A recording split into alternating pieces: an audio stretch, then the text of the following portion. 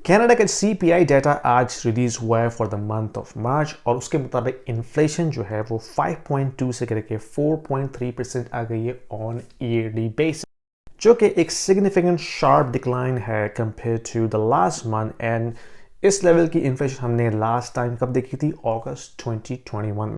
और अगर आप मेरी रेगुलर फॉलोअर हैं तो आपको याद होगा मैंने जनवरी में ये बताया था कि किस तरह इन्फ्लेशन जो है उसका ट्रेंड जो है वो डाउनवर्ड्स की तरफ जा रहा है और bye mid of this year 2023 Canada में इन्फ्लेशन अराउंड 3.5% आ जाएगी। और आज की रीडिंग के बाद बैंक ऑफ कनाडा और स्टैट्स कनाडा की भी यही प्रिडिक्शन है। इसमें जो की पॉइंट है वो ये है कि इन्फ्लेशन का जो आप ग्राफ देख रहे हैं वो पीक हुआ था जून 2022 में। उस वक्त के बाद से अब तक एक शार्प डिक्लाइन आया है और वो डाउनवर्ड ट्रेंड की तरफ जा रहा है। और इस लेवल पे हमने लास्ट टाइम जो इन्फ्लेशन देखी थी वो देखी थी अराउंड अगस्त 2021 में, जिसमें 4.1% आई थी। तो इसका मतलब कि अगर ट्रेंड यही चलता रहा तो मोस्ट लाइकली इन्फ्लेशन जो है वो इसी ईयर में अराउंड 3.5 और मे बी लेस देन 3 आ जाएगी।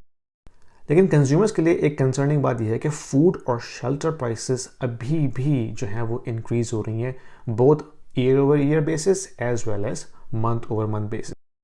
और इस ग्राफ को अगर आप देखें तो ये CPI डाटा है for the period of last 5 years और हम देख सकते हैं कि 2022 was the biggest spike time जबकि inflation month over month basis around 1.5% को टच की थी। उसके बाद से it has been trending down.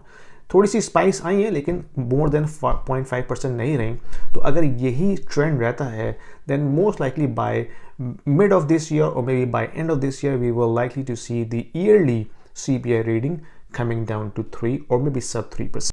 लेकिन इसमें कैविएट ये है कि ऑयल प्राइसेस शूट ना करें। एक मेजर डिफरेंस CPI के नीचे आने का ऑयल प्राइस के कम होने का, गैसोलीन प्राइसेस के कम होने का। अगर ये गैसोलीन प्राइसेस, ऑयल प्राइसेस इसी तरह इसी लेवल पर रहती हैं तब तो हम देखेंगे कि CPI ओवरऑल नीचे आएगा। लेकिन अगर ऑयल प्राइसेस बढ़ना शुरू होती हैं then we will most likely see an uptick in the overall CPI number.